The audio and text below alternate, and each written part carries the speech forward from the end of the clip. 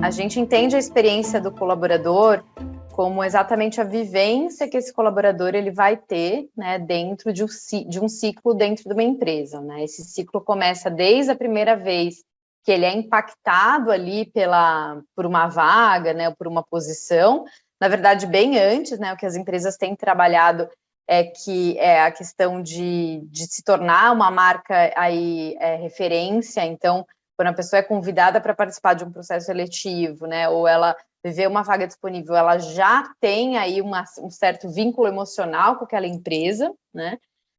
E a partir daí a empresa pensar, então, que impacto que ela quer causar, quais as marcas de cultura que ela quer que o colaborador entre em contato a partir do momento aí, então, que ele é impactado a primeira vez como uma possibilidade de trabalhar dentro dessa empresa.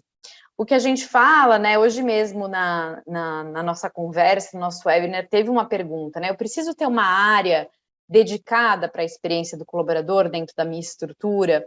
E a verdade é que o colaborador, ele já está tendo alguma experiência, né? Então, a questão do Employee Experience, né, da experiência do colaborador, essa experiência está sendo aquela que você gostaria que ele tivesse, né, ou não? Então, consiste muito em você fazer esses ajustes, né, para que o colaborador ele passe por aquela etapa, aquela fase, aquele momento, sentindo, né, ou tendo a experiência que você gostaria enquanto cultura organizacional que ele tivesse. O papel da liderança na experiência do colaborador é fundamental, né? Por quê? Geralmente, algumas empresas têm uma área aí de pessoas e cultura, gestão de pessoas, recursos humanos, enfim, cada uma tem o seu nome próprio.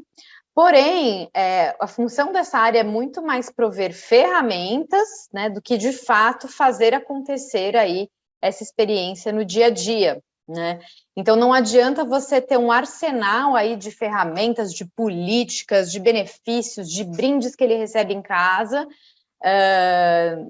proporcionadas aí por essa área de pessoas, né, dentro das políticas da organização, e o gestor dela não falar bom dia para ela, por exemplo, né? Isso não vai trazer uma experiência positiva, não é só um brinde, não é só uma etapa processual que vai fazer diferença, vai ser as relações que ela vai criar, né, ao longo desse ciclo dentro da empresa, ao longo dessa jornada. E quem vai ter o maior ponto de contato com essa pessoa é o líder, né? Então, a partir do momento que ele é a pessoa, aí, né, ele é a figura que mais pontos de contato vai ter com este colaborador ao longo da jornada dele, esse líder ele vai ser o principal responsável por essa experiência no dia a dia, na prática.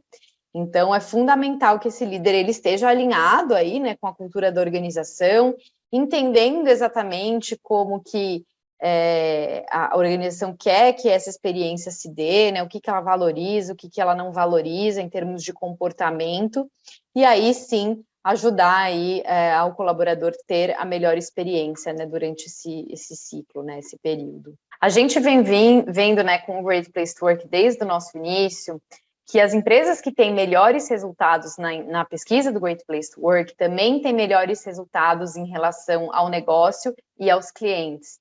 A gente tem diversos cruzamentos que comprovam isso, não só no Brasil, né, como em outros lugares do mundo.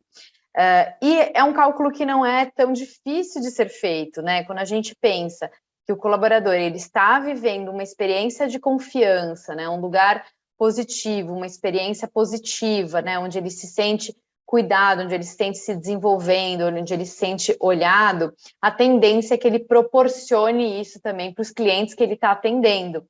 E quando a gente tem clientes satisfeitos, né, a tendência é que a gente consiga mais clientes, né, porque a gente sai falando bem aí daquele serviço, daquele produto, e com isso a nossa receita aumenta, né? Então a gente tem diversos cruzamentos, diversos dados que comprovam isso, a gente tem até um que tem essa relação direta, né, de clientes satisfeitos em uma rede de lojas com o índice de confiança daquela loja, né? Então, existia aí uma correlação entre as lojas que tinham um índice de confiança, que é o que a gente mede na pesquisa do Great Place to Work, maior, também tinha um índice de satisfação de clientes maior.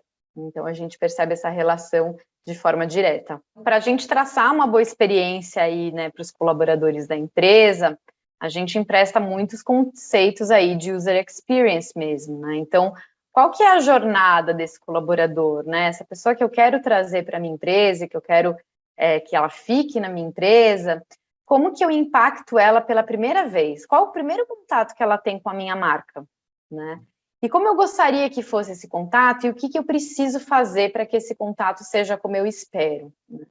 Depois a gente passa para a parte de atração. Então, onde é que eu vou divulgar minhas vagas, né? Como é que eu vou fazer esse processo? Que tipo de texto que eu vou escrever? Que tipo de imagens que eu vou colocar? Quais são os canais que eu vou divulgar? Então, isso tudo vai depender muito daquilo que a empresa quer fazer, né? Como fazer, a cultura dela e que tipo de pessoas que ela quer atrair, né? Depois a gente passa aí para o processo seletivo, né? O processo seletivo vem mudado muito nos últimos anos, os formatos, né? As etapas do processo. Agora, então, com o modelo híbrido de trabalho, né? O modelo virtual, a gente tem mais possibilidades ainda de fazer essas etapas, né? E aí, de novo, né? O que eu quero que o meu colaborador, né? Que essa pessoa que participa do meu processo, que eu nem sei se eu vou contratar ou não, saia dizendo sobre a participação deste processo, né? Porque ele vai acabar sendo um influenciador da marca, mesmo ele não sendo aceito, né, admitido na posição ou não. Então, ele é alguém que teve contato com a minha empresa e que eu quero que continue falando bem dela. E assim por diante, né? Então, a partir do momento que esse colaborador entra na minha empresa, como é que eu vou recebê-lo?